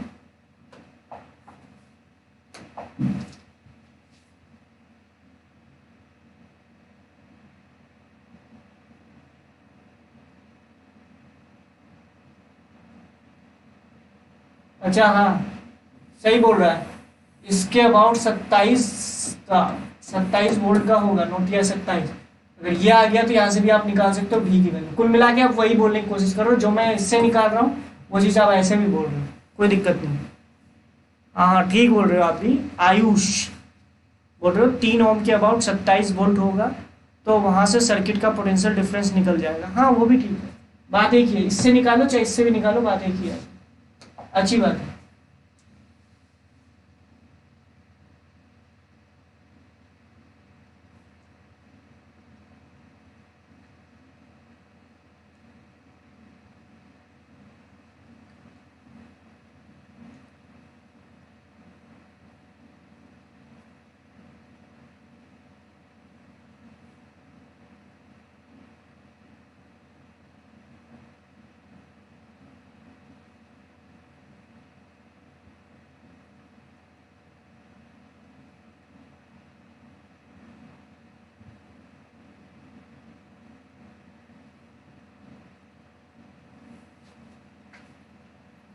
कुछ सॉल्व हुआ, इतना टाइम नहीं लगना चाहिए बेटा इस क्वेश्चन में, सॉल्व हो जाना चाहिए था अब तक।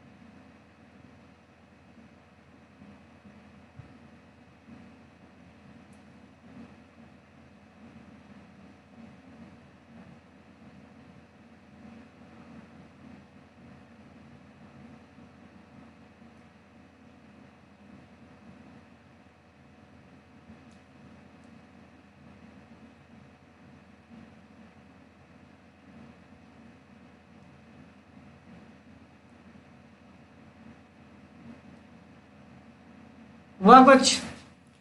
अरे अरे नहीं चमका या नहीं बन रहा है तो कुछ तो बोलो, जैसे पिछले पहले वाले क्वेश्चन बोल देते थे, इस तरीके से बताइए।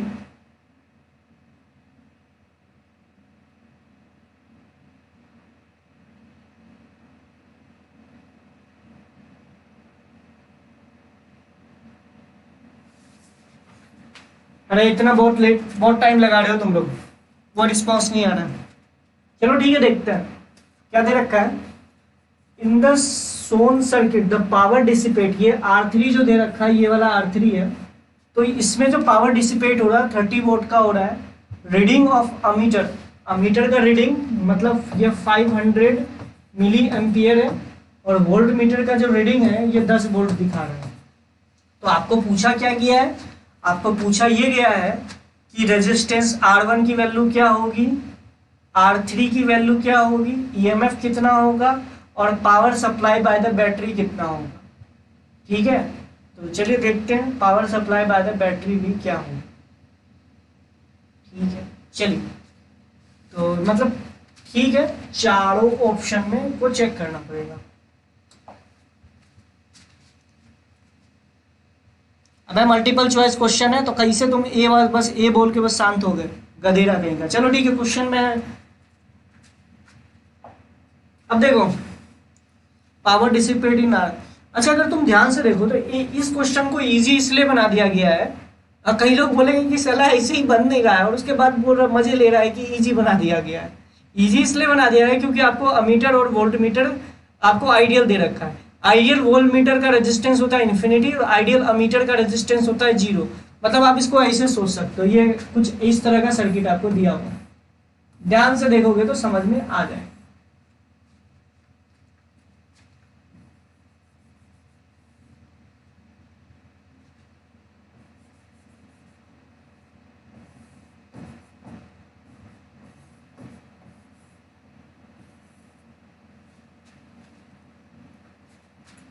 This is R3, this is E, मान लेते हैं E, दिस इज 10 ओम जिसकी R2 की वैल्यू दे रखी है, दिस इज R1, ये आपको दे रखा है। मुझे लग रहा है, अब ध्यान से सुनना, इसका पोटेंशियल डिफरेंस आपको दे रखा है 10 वोल्ट। ध्यान से सुनना, इसका पोटेंशियल डिफरेंस आपको दे रखा है 10 वोल्ट, और इसमें जो रीडिंग दे रखा है वो दे रखा है 500 मिली एम्पियर।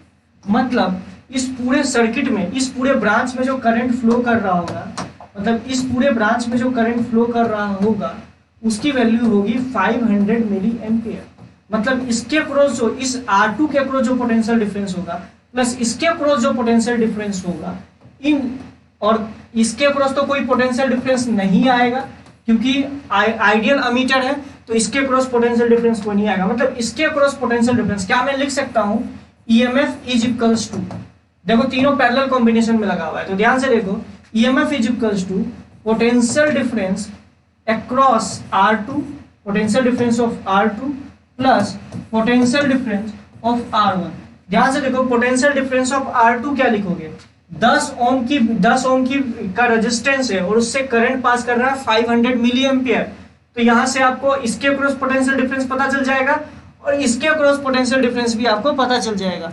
ठीक है, इसके क्रॉस पोटेंशियल डिफरेंस कितना पता चल जाएगा, अगर तुम ध्यान से देखो, इसके R1 के क्रॉस तो पोटेंशियल डिफरेंस आपको पहले ही दे रखा है।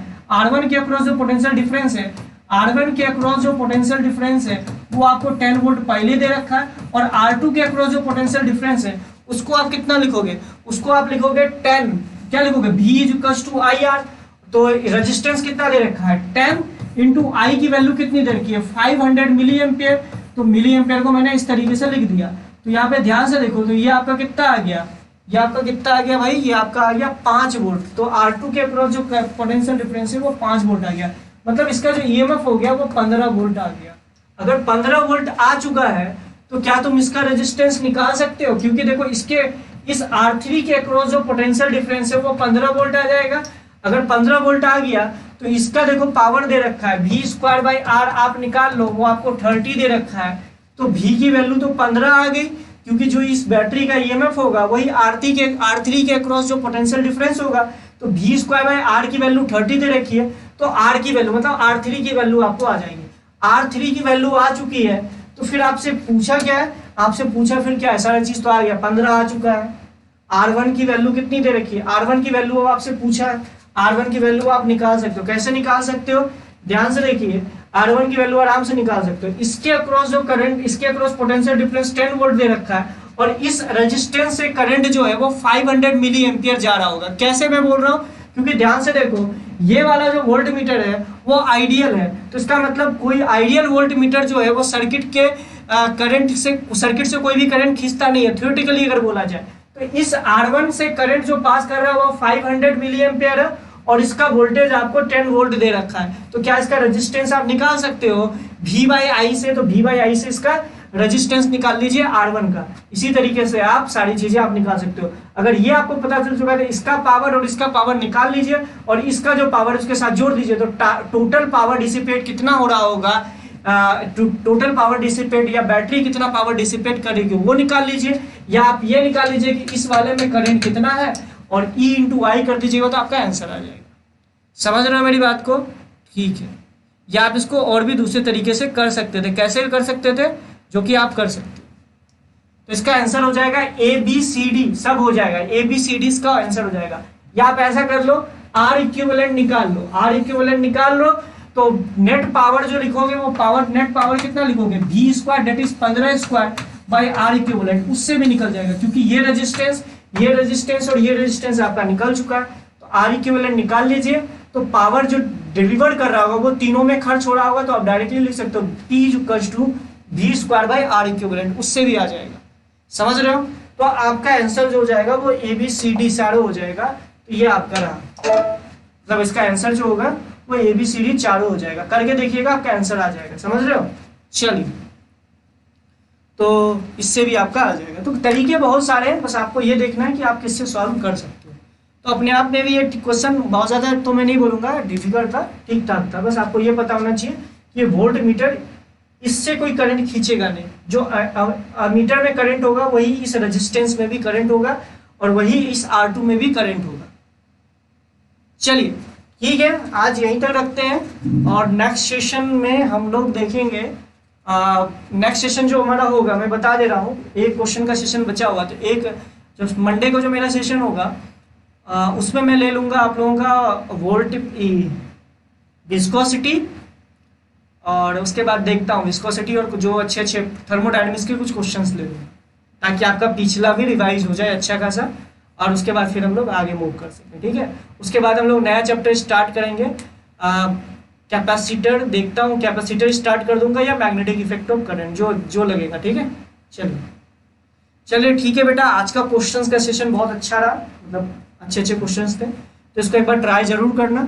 मैं ये PDF तुम लोगों को भी ग्रुप में शेयर कर देता हूँ, और ये कल वीडियो जो है कल आप लोगों के ऐप में अपलोड हो जाएगी, एक दिन बाद होगा। ठीक है, चलो बेटा, thank you all of you, bye bye, take care, have a nice day. और अच्छे से पढ़ाई कीजिए प्लीज़, अपना मेहनत थोड़ा सा बढ़ाइए, कम से कम 7 घंटे तो सेल्फ स्टडी कीजिए, कम से कम, मैं आपको यही बोल रहा हूँ। अगर आपकी क्लासेस ही 5-6 घंटे 6-7 घंटे से ज़्यादा हो जा रही है तो 6 घंटा self study is more than sufficient. चलिए बाय।